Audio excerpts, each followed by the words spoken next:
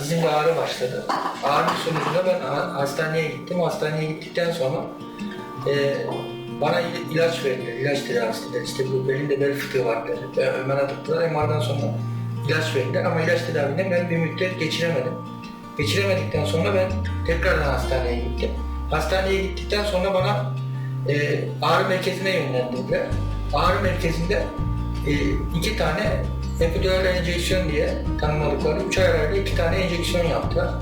Bunun sonucunda yine benim ağrım geçmedi. Ağrım geçmedikten sonra arkadaş tavsiyesiyle ben fizyologum arkadaşım tavsiye etti burayı. Daha önce kendisi de tedavi görmüş ve sonuçlanmıştı. Tavsiyesiyle birlikte ben fizyologuma geldim. Fizyologumda gerçekten ağrılarımın geçtiğini hissettim ve öncelikle inanamamıştım. Yani böyle geçeceğine hiç güvenmiyordum.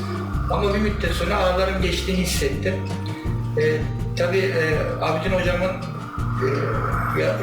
desteğiyle, okuldaki arkadaşların desteğiyle yani çok büyük neticeler aldım.